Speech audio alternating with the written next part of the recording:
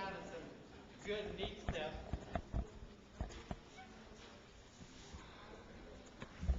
Do y'all have a favorite number?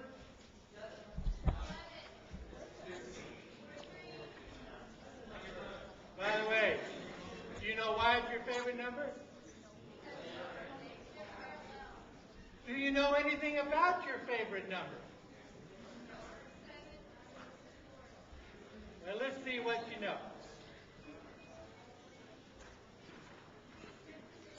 I chose 15 because that was the day of my birth, way back when. I chose 15. And I looked at 15 and I asked myself these questions. Am I rational or irrational? We all know I'm not rational. I've never been rational. So we better say, is 15 rational or irrational? Am I even or odd? I'm definitely odd, but I don't know about 15. Am I a unit, a composite, or a prime? Am I deficient, perfect, or abundant? Am I happy or unhappy? I'm always happy. I don't know about 15, but I'm always happy. Am I an economical, frugal they call it, or equidigital, or extravagant, wasteful they refer to it? Am I lucky or unlucky? Somebody asked me when I did this session the first time, they said, where'd you make this stuff up from? I didn't.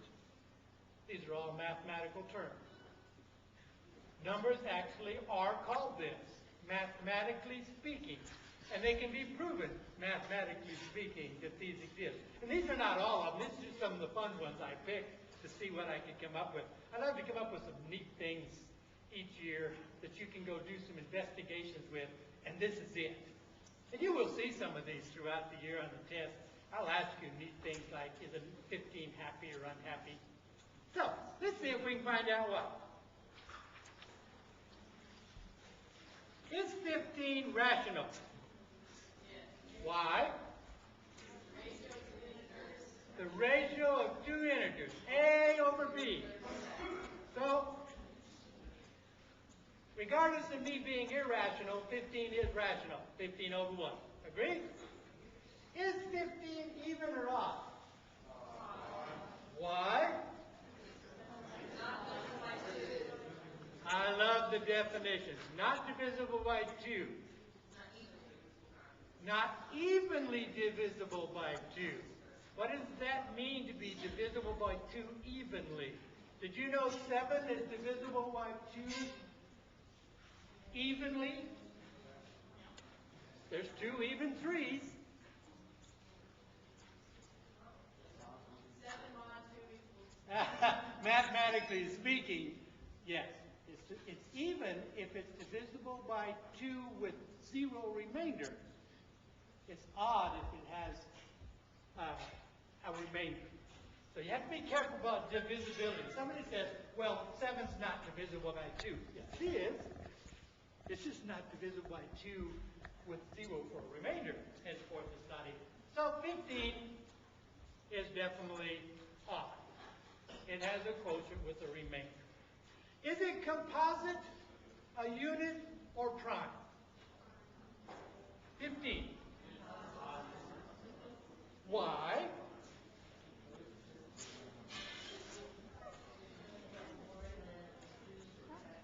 It has more than 2 factors.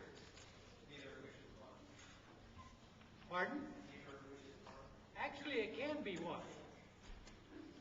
1 is a factor of 15, as is 15, and 3 and 5, so it actually has 4 factors. So it's perfectly fine to be by 1. Now the question becomes prime. What's a prime number?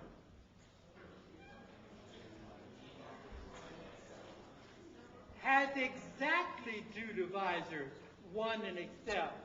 You can't say it's only divisible by 1 in itself because 1 is divisible by 1 in itself. And it's not prime. It's a unit. So you must say it has exactly. Yes, sir? Positive divisors? Positive divisors. Thank you. Yes. And I have to be careful about that when I write that. Positive divisor. Yes. All right? So 15's composite. Okay. Do you have a, well, you do have a birthday. I would assume you do. Pick your birthday. You're limited, this is a little calculus here, you're limited to 1 to 31. Pick your birthday and see if you are rational, irrational, even, odd, prime, composite, or unit.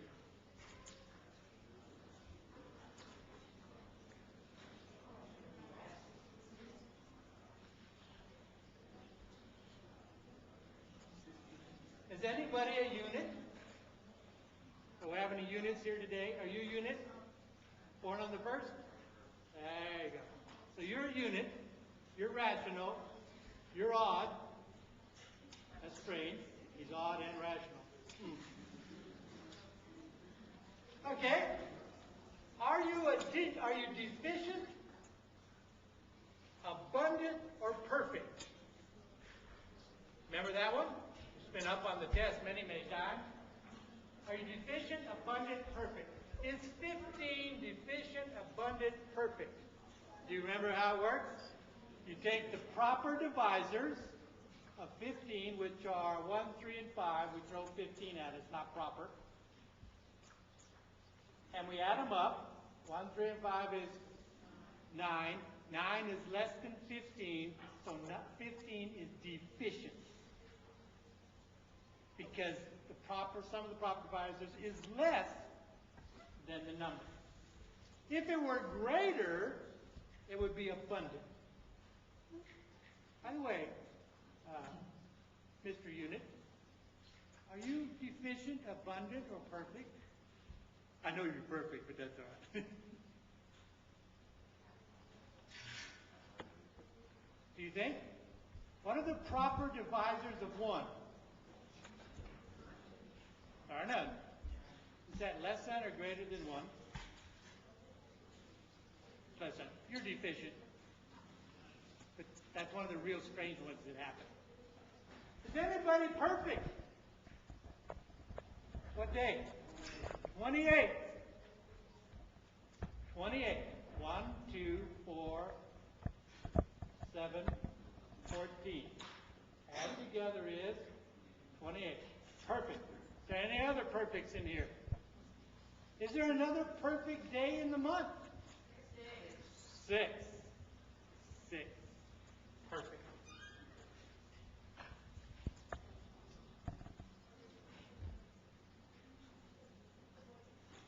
So we have division, perfect, abundant. Huh? What about being happy? Is 15 happy or unhappy? Interesting to know. By the way, Mr. Unit, you are happy. It's that pizza person again. Mushroom, no fishes. Okay. Is it happy? Well, here's how we're going to tell. I'm going to take the digits in the number 15. I'm going to square both of them and add them together. What do I get? 26. I'm going to square the 2 and I'm going to square the 6 and add them together. What do I get? 40. I'm going to square the 4 and I'm going to square the 0. I'm going to add them together. What do I get? 16. I'm going to square the 1. I'm going to square the 6. Add them together. I get 37. I'm really doing a little mental math here, aren't we? 37. I'm going to square the 3. I'm going to square the 7. What do I get? 49 and 9 is 58. I'm going to square the 5. I'm going to square the 8. And I'm going to get 25 and 64, 89. I'm going to square the 8 and square the 9. 72 and 81. I'm going to get 153. So I'm going to square the 1, the 5, and the 3. 154, right. I'm going to square the 1, the 5, and the 4. And add them all up. Anyways, if I continue to do that, there's the 8 squared, 9 squared. Then the 145, 1 squared, 4 squared, 5 squared. I continue to do that, square the 4, square the 2, and eventually I'm going to end up with 4 or 1 every time.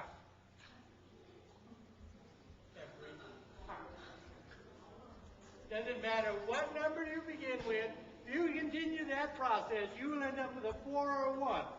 And if you end up with a 1, you are considered to be a happy number. And if you're not, you are unhappy.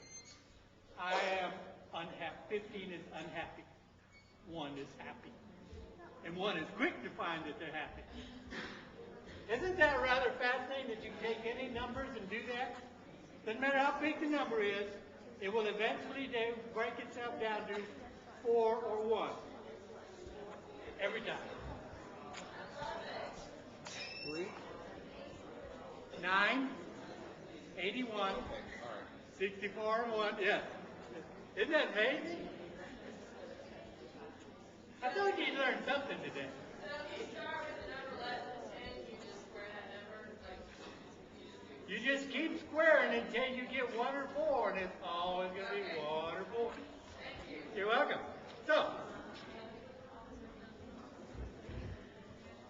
how about whether I'm equidigital,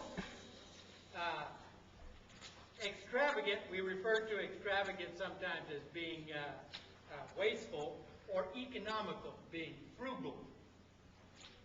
As it turns out, 15 is equidigital. And it's equidigital because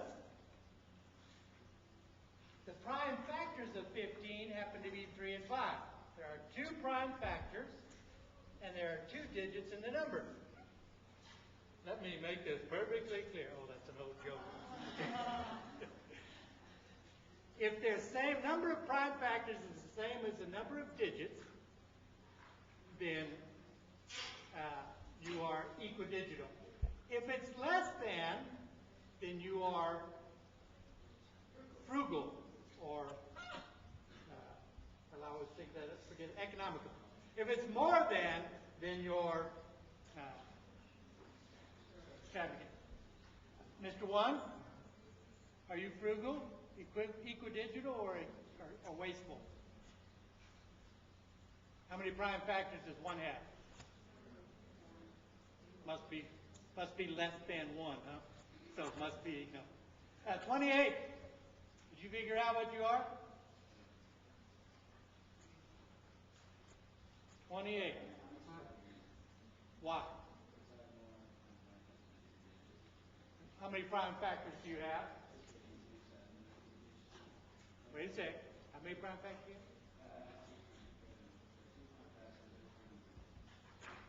You actually have 3. It's 2, 2, 7. Yeah, the difference between unique prime factors and prime factors, how many prime factors, to get your answer would be 2 squared times 7, or 2 times 2 times 7. So actually you have 3, and you actually are wasteful. Extravagant. See how it works? Isn't that classic? It is. Okay. Are you lucky or unlucky?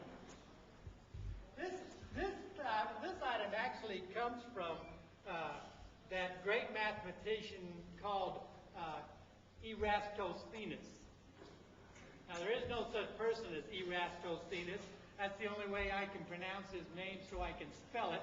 His name is really Eratosthenes, but I can't spell that or pronounce it, so it's Eratosthenes. It's the sieve of Eratosthenes. You remember the prime number sieve where the prime numbers sift through? Well, we use the same technique to find lucky and unlucky. You take the very first number past the 2. You list all the numbers 1 through 31 in this case, because that's our limits. You list them all, and you ignore the 1. We're not ignoring you, but you've been ignored. You're over there. Then you take the very next number, which is 2, and all of its multiples, and you wipe them out, which tells us what about the even numbers? They're unlucky. They're gone. So 28, you're out of here. You're unlucky. We don't know about 15, because 15 is not even, so we don't know if it's unlucky or lucky yet. Okay, so we do that, we find that out, and that should leave us with those numbers. Agreed? Then we take the next number in line, which happens to be 3, and we wipe out, I'm sorry, we take the next number in line, which is 5. No, have I already taken out 3? No. We take the next number in line, which is 5, and we wipe out all multiples of 5. Right? I'm sorry. We wipe out every third number. That's right. Yeah, I knew there was a 3 there. Yeah. The next number is a 3, so we wipe out every third number. Okay. That leaves us whatever's left. Then the next number that's available for us is the 7. So we wipe out every 7th number.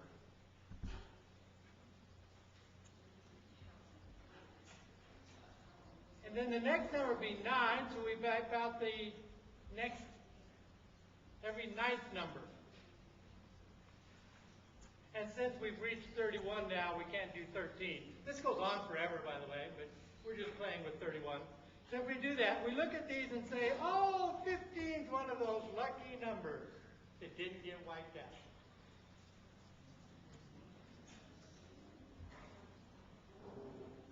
People look at me and say, where do you come up with this silly stuff? It's mathematics. You all just don't get a chance to get in there and play with some good mathematics. There's some neat mathematics out there. Numbers are listed as lucky or unlucky, happy and unhappy, economical, frugal, wasteful, all sorts of neat things. I thought I would share those with you. You're liable to see them again. No, you will see them again. No doubt in my mind. I happen to know the death writer personally. You will see them.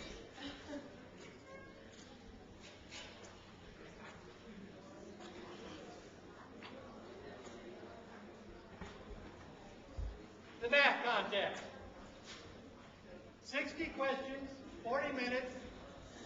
All calculators are permitted, as long as they're listed as a commercial calculator that can be bought and they're not modified. That's what the rules state. And there was a lot of discussion about calculators. There's a lot of discussion about calculators in the science contest going on right now, but that doesn't affect us. We have our rules. All calculators. There. Don't have to clear them. Forget about it.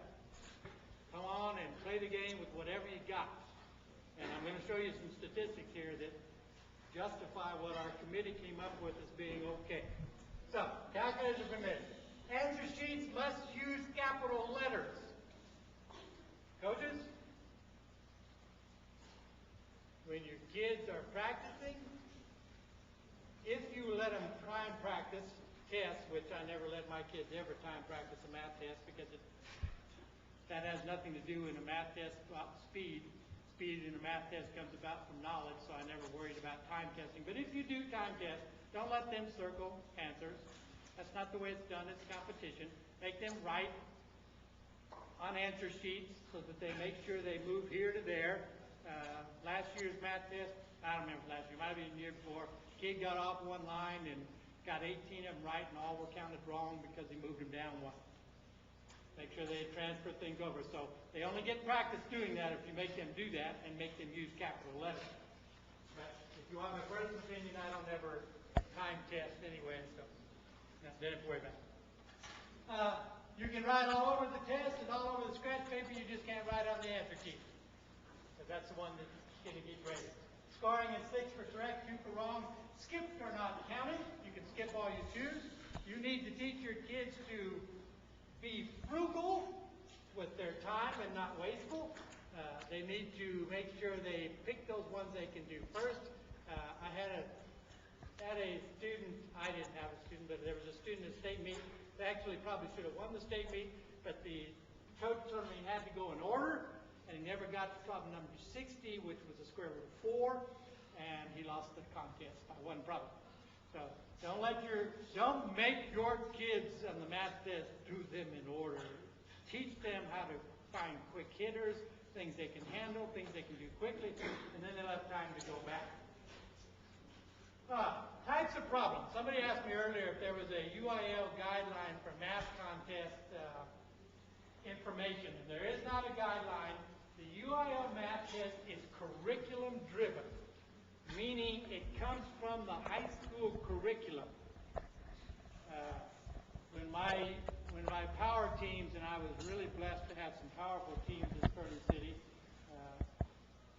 it wasn't due to me, other than the fact I could get them on time and fed them good and that kind of stuff. They just worked extremely hard. I was very blessed. But anyway, I don't even know why I was talking about. What was I talking about? Yeah, the high school curriculum. When we got back from winning the state contest every year, not every year, but when we did win the state math contest, we would go down to the kindergarten and start there and start congratulating, telling the teachers thank you. Because that's where it comes from. Kindergarten, first grade, whatever. If you've got a good math curriculum at your school system, your kids will do well on the math test. And so it's important that they all get credit for such. So it's curriculum based. I will sit down and I will write 6 or 7 or 5 basic math questions from basic math. Order of operations, little percent problem, whatever. I will then write 5 or 6 or 7 Algebra 1 questions, Algebra 2 questions, geometry questions, trigonometry questions, analysis questions, probability, pre-calculus, some calculus for those AP people. And then, of course, my all-time favorite, 5 or 6 or 7 of miscellaneous. And that's mine. I get to do things like, is this number lucky or unlucky? Because it's not in the curriculum. Is this a Lucas number? It's not in the curriculum. But that's my fun things because I want students and coaches to do some research. I want them to go look for some things. So I will pop in those fun things that I like to play with just to increase the growth in mathematics. So that's where the math test comes from. And I'm pretty good at doing all that because I taught high school math for 27 years. So I know the material, I know the curriculum extremely well as it works. It takes 72 working hours for me to write one math test. It's a very long, long process. I can't do it in a setting. I'll write 5 or 6 problems and then I'll go away and do something else and I'll come back another day and write 5 or 6 more. It's just way, way difficult to write them all one time. I have to make sure that that contest, those problems cover all those areas and that it makes it so that kids can compete from the freshman level to the senior level. It makes it so that if you're in a 1A school or a 5A school or a magnet school, that everybody's competitive. And when all that's said and done, then I have to create a solution manual, because if I can't justify the solutions, I certainly can't create an answer key. Then once all that's said and done, then I have to send it to my proofer, and Don Scow does the proofing of the test still. When all that's said and done, he sends back all his stuff. Then I put it away for 2 weeks, and I go back and redo it to make sure I catch as many errors as possible. It takes about 72 hours, and I write 13 math tests in a year. It's a long, long, long process, but that's all right. I enjoy doing it. It's great fun at times. So, to answer your question, this is where it comes from, the curriculum. And I try to keep up with all the latest books and try to make sure that the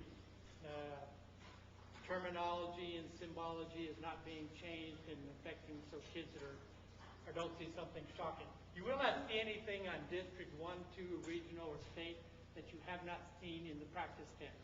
Or I say that it happened once, and I apologize for that one, but it does happen every once in a while. But I make sure that you've already seen this, that you already know that it's coming, so that you can practice it beforehand. There may be some renditions, may be twisted a little bit, it's still there. It won't be anything brand new on the district test. That's not fair to the students. The rules, just like in number sense, come out of the Constitution rule book does not come from any other place. Once again, invitational meets can do whatever they choose. TMSCA can do whatever they choose. UIL governs by these rules, and that's the only rules they govern by. So you have to make sure you have one of those rule books to make sure that you handle those. Huh? This is my 5th year to write the test. I graduated my senior class, I called it, last year. They were with me for the first 4 years. And it's always interesting when you get changed over from one test writer to another. I've actually made the math test quite a bit different from what the original math test was because I wanted more kids to compete. I wanted more freshmen to compete. I was tired of them getting negative 150s and saying, I'm not going to do this anymore. So I made it so that they could compete. I wanted kids coming in, not going out. So anyway, this is my 5th year. First 2 years, we had a calculator list, a UIL calculator list, that everybody had to have one of those calculators, and that's the only ones that were legal. That list was extremely outdated. I know I made that list up originally for UIL in 1983, so I knew it was outdated. And it never got moved on and carried on. So, well, it was 83, it was 87. But anyway, whatever it was. But that list was outdated. So we got a committee together and we said, what shall we do about calculators? Shall we open it up to certain types? Shall we clear memories? All the things. And so we took a year, during my 2nd year, we took a year and interviewed coaches and sent out surveys and did all sorts of things to decide what we were going to do with the calculator. And there were lots of people concerned, oh my land, if you let them use anything, they'll get that TI-92, that big power monger, and they'll just beat it to death. I actually had a coach with a TI-92 at a student activity conference a couple years ago that actually said, I have a TI-92 with a QWERTY keyboard and I can tear your chest apart. And I said, let's see. You know me, I love the challenge. There was a kid sitting next to him with a TI-32S2, which is one of the most prominent ones at the time. Then there was a steak contender sitting next to him who didn't have a calculator. And I wrote up a problem on the overhead, turned the light off, and I wrote a problem. And it was a law cosine problem, no big deal. I used 60 degrees, simple cosine. And I said, okay, when you get the answer, stand up. Well, I turned the light on. A few seconds, the kid without a calculator stood up. And the kid with the TI-32 stood up. We waited. I said, Coach, having a problem? He said, I know that's the law of cosines. He said, I just don't remember where that formula is stored on my calculator. And that's my point exactly. If you use that calculator that has tons and tons and tons of information in it, if you use it inappropriately, you're going to get beat by the kids that have something up here called knowledge. They will beat you all day long. The first year we opened it up, everybody, that very first question on the math test is an order of operations problem. I got all these seniors sitting on the front few rows, and when I tell them to go, all the seniors grab their calculator except about 5. No senior missed that problem. Every one of them got it right. The difference is the ones that didn't grab the calculator were finishing number 3 by the time the other ones punched them in. That machine is a trap. It's a valuable machine. I'm an avid believer in calculators. I promote calculators. Your curriculum requires calculators. TEA says you must use them. It's a very, very valuable tool. On a 40-minute test, if you don't teach your kids when to use it and when not to, they cannot float to the top. There's not enough time. You must be careful when you use it, when you don't. Somebody once told me that the TI-33 has 9 pages of constants. And this person said, I'll never have to memorize another constant as long as I live. They just have to scroll through 9 pages to find the constant they're looking for. Meanwhile, somebody else is already gone. You must be careful how you have your kids Use a calculator. Coach Tyler told me, did you know that you can download a program, an applet, onto the calculators that will find perfect, deficient, and abundant numbers? And I said, yes, I do know that. He said, do you not think that's unfair? And I said, let me tell you what I think about that. We coaches, I'm going to lecture coaches, kids, you're going to like this. We coaches are responsible for educating young people's minds. If our process of education and fair play and competition means that we're going to look for ways to teach our kids to get around the system, we are doing something dangerous to our children. We as coaches must take it upon ourselves to teach our kids knowledge, not to teach them ways around the mathematical system. Because sooner or later, they're going to have to take that deficient or abundant or perfect number and use it mathematically. And if they have no concept of what those things are, they can't do that.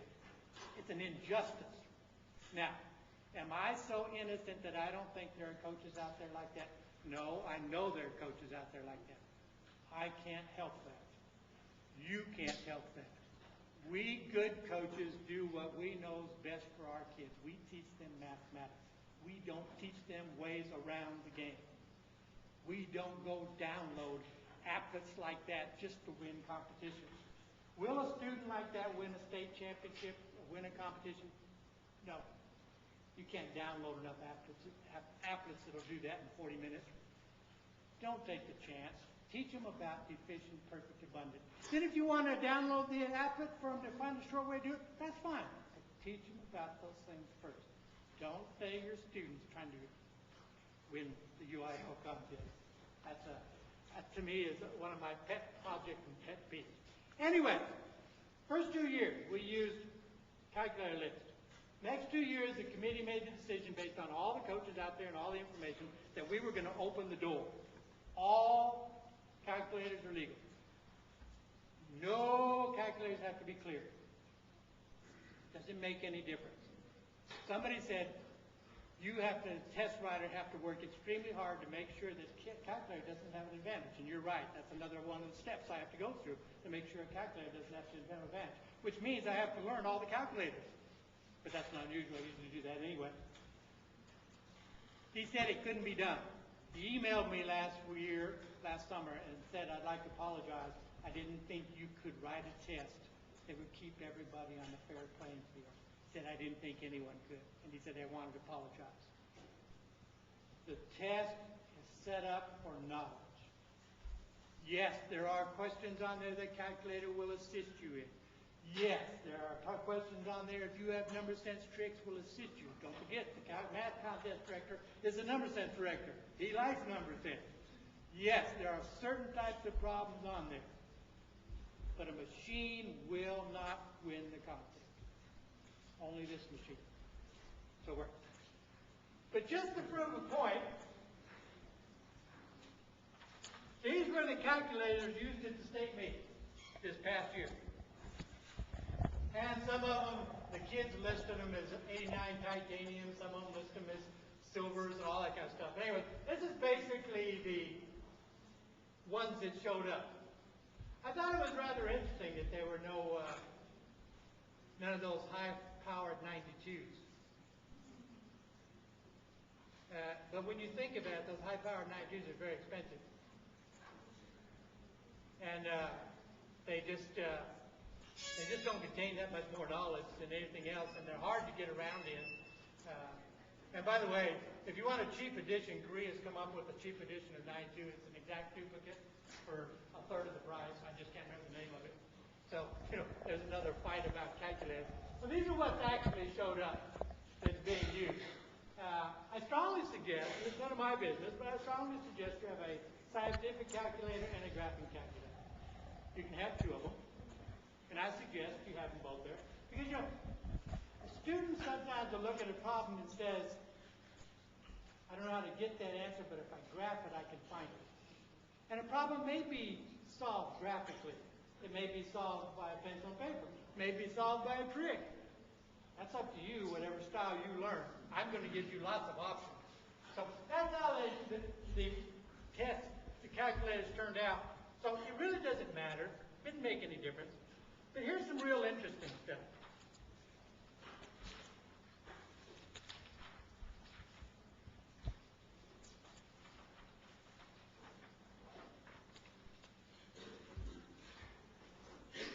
In 2003 and 2004, when we had a UIL calculator list, these were the average scores at the state meets in 2003 and the state meet in 2004.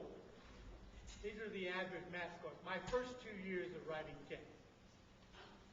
These were the scores, and everybody just about used the TI-32S2. No graphing calculators were allowed at that time. And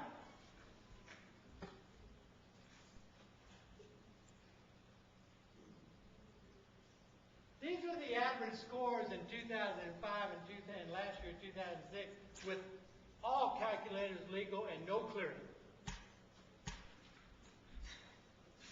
Do you remember what the all classification average was in the first 2 years?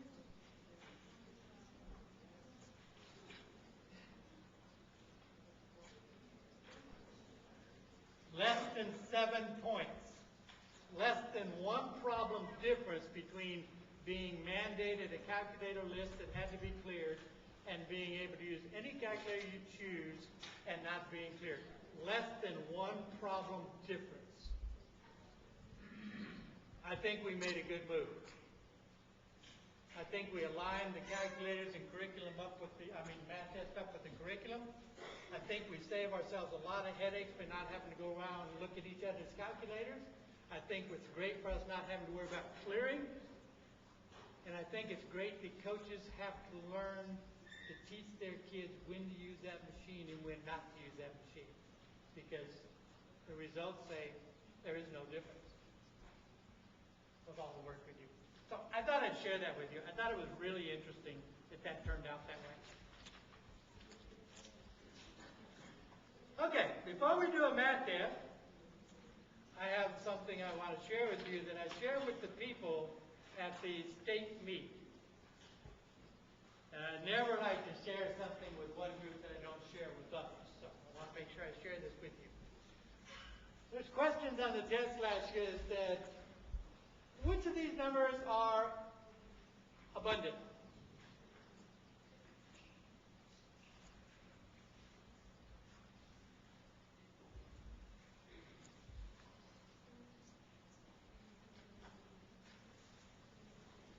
You know which one?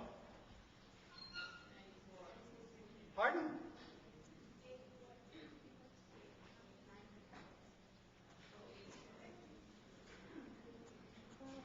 84? Why not 6? Perfect. Why not 28? Perfect. Why 84?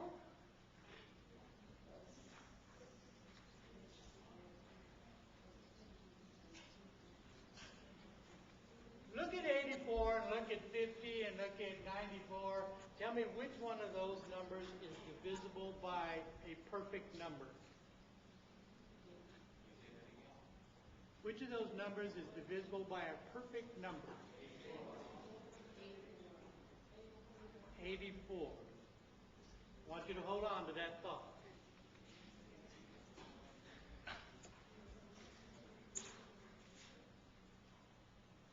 Which of these numbers are deficient?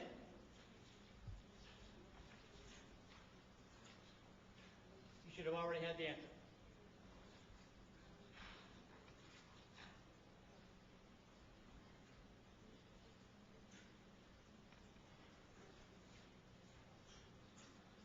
Remember what I said just a while ago? If you take those numbers that were not perfect and divide them out, the one that was divisible by a perfect was abundant. Is 24 divided by a perfect? 56? 66? 112? So all those must be abundant. 92 has to be deficient.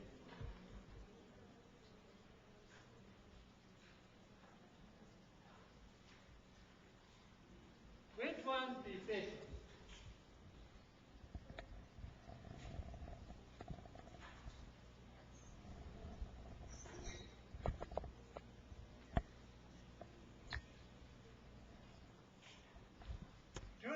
can take out pretty fast. What are they? 28 and 128. 28 is perfect. 128 is perfect. 18's out because it's divisible by 6. 48 is divisible by 6. 168 divided by 6, that leaves 128. That must be the only deficient one.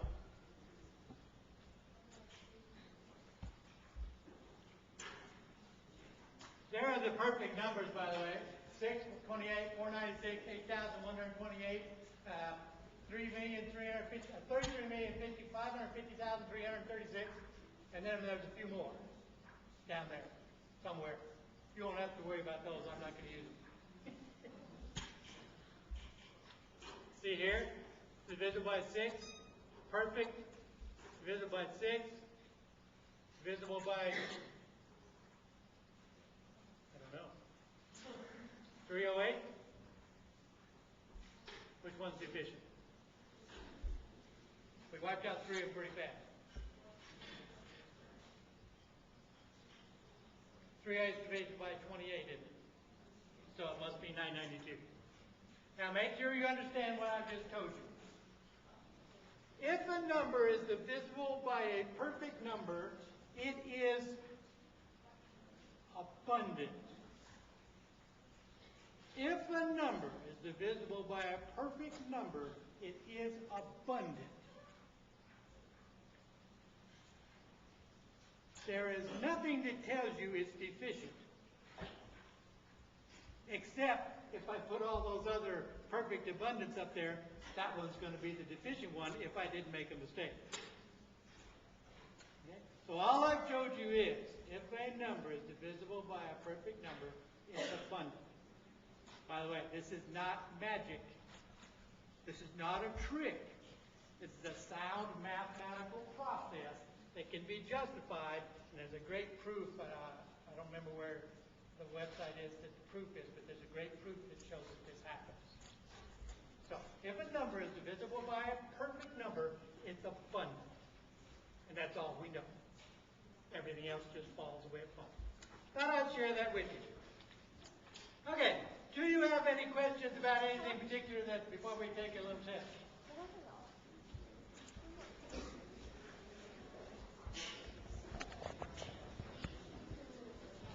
You're going to see some neat little things like happy numbers, and lucky numbers, and unlucky numbers.